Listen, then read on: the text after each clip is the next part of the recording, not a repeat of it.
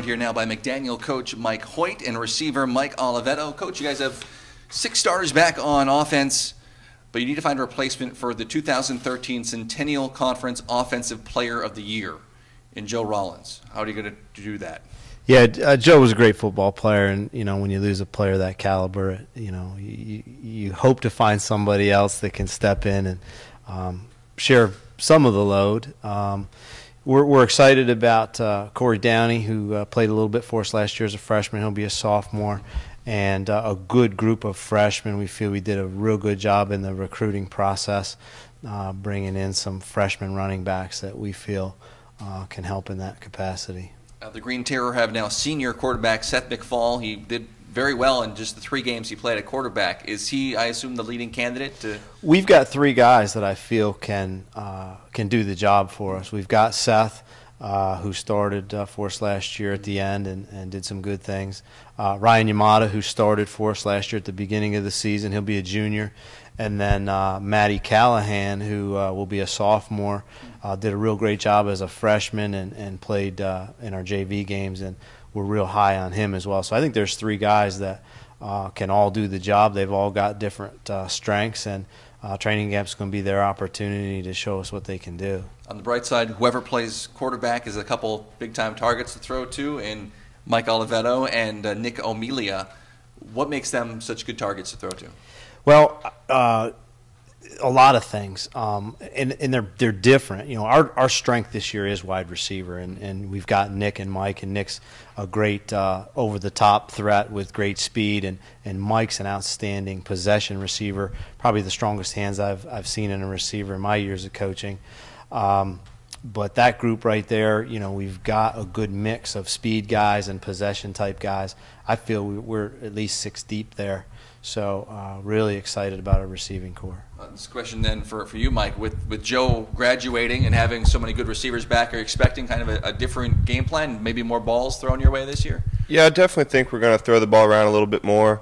We're still going to have to incorporate the run, just because you don't want to throw that under the bus. So we're going to keep doing what we've been doing and kind of definitely spread the ball around a little more, which I think will be good for us and kind of keep teams on their heels a little bit more than usual. You guys talk a lot about, obviously there's game planning, but because you're different types of receivers, ways you can improve the passing game even more as receivers? Yeah, sort of. It's just more kind of defining your routes and kind of becoming a master of your craft, and that's one thing that we're trying to do, is be the best player we can be week in and week out.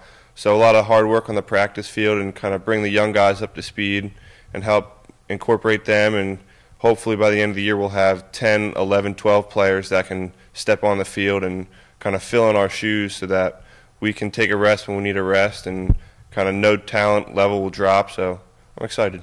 From a receiver's perspective, can you kind of compare and contrast the guys who might play quarterback this year? You saw some of them last year in different capacities. Yeah, they're definitely 3 different styles of quarterbacks. Ryan's more the pocket passer, the bigger body that can take the hits.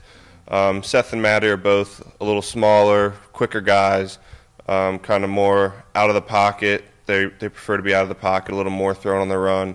But they all have their highs and lows and kind of the good things they're good at and the bad. So it's just a matter of finding what suits this team and who provides that spark that kind of rallies the team around them and stands out on film. So someone will step up and own the spot.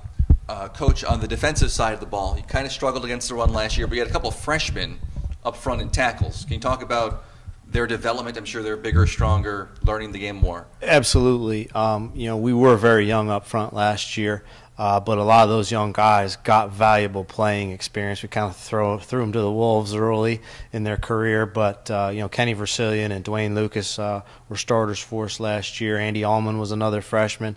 Martre McKesson will be a junior. He played a lot as a sophomore.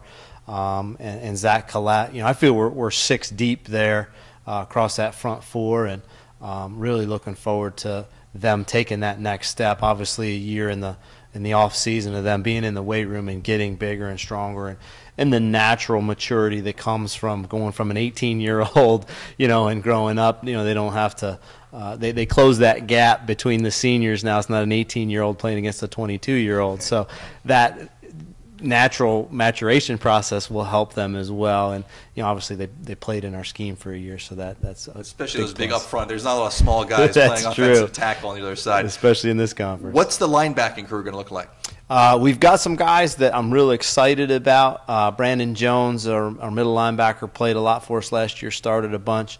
And then we've got two young guys, Claude Richardson, Matt Quattrone, that saw some time last year. I think they're going to be two outside backers that really help our program. And Shane Douglas, who's an interesting story. Shane was a freshman last year. Was in the Marine Corps for 5 years. So he's served his country, going back to school on the GI Bill, was a good high school player, and came out last year for the team. So it took him, I think, a year to kind of knock the rust off, but we're expecting good things out of him this fall. So excited. The secondary only picked off 6 balls last year. That's lowest in the conference. But is that part of a game plan, though? Is it a bend but don't break defense, or you're hoping to improve upon that this year? I think it was a function of youth. The 3 guys that we've got coming back last year, they were first-year starters. James Price and Akil Tweedy, who were the starters at the end of the year. Last year was their first year seeing any significant time. And Luke Fernandez, our free safety, he was a sophomore that had never seen any college playing time as well. So with those 3 guys having a year under their belt, understanding our coverages better, and again, that natural maturation process that occurs, we're going to be much, much better in the secondary. And you add Tyler Krebs to the mix there, another safety that played a little bit as a freshman. I think we've got 4 outstanding guys in the secondary that now understand our scheme and physically have developed and ready to go. I want to give you a chance to talk about the special teams a little bit too. Junior Brett Haas, a punter, had 12 punts inside the 20 last year. So I assume he's a good punter. Does he place kick too? He place kicks a little bit. That's not his forte. He's a great punter. Started for us as a freshman, so this will be his 3rd year as a starter. Did a great job with those punts inside the 20. We spend a lot of time in practice on that, and he does a great job with his technique as well. He's definitely a leader from that standpoint, and that makes a big difference. Special teams sometimes is overlooked when you look at the grand scheme of things, but our approach at McDaniel, it's just as important as offense and defense. So this question then for either one of you guys: goals for the year? What are you guys looking to do this year? Hoping to do this year?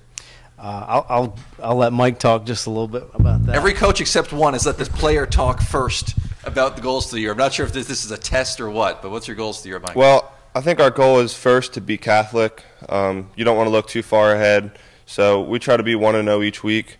But aside from that, our goal is a national championship and Centennial Conference championship. Of course, you have to start there. But it's going to take a lot of hard work, a lot of dedication.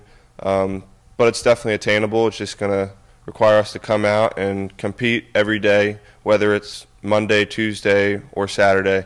Whatever day it is, we got to practice like we're going to play on Saturday, and be 1-0 each week, and by the end of the season, hopefully be national champs. Coach, what are you hoping for out of the team this season? I think Mike hit the nail right on the head. You take it 1 week at a time. We talk in our program about being 1-0 each week and not looking forward. And not looking back either, because if you do win a game, and you're 1-0, at midnight you're 0-0, because if you look back, the next opponent doesn't care whether you won or lost the week before. So, that's where it all starts, like Mike said. Focus on being 1-0 each week. Obviously, we talk as a program about wanting to win the conference championship every year. That's an obvious goal because that gets you into the national playoffs. And then from there you have an opportunity to win a national championship. And, I think any coach worth his salt has that goal in mind. The ultimate prize is winning a national championship. But you can't focus on that. And, we talk to our players about, if we play every snap with a national championship in mind, we're not going to be very effective. You have to take it one play at a time, one series at a time, a quarter at a time, a game at a time. So, we have those long-term goals, but really it's 1-0 each week. And I feel this year we have a legitimate opportunity week in and week out to say, hey, we can win this football game. Coach Mike Hoyt in the McDaniel Green Terror, one of the best nicknames, I think, in all of college sports. Thanks so much. Thank you. Good luck this season. Thank you. Thank you.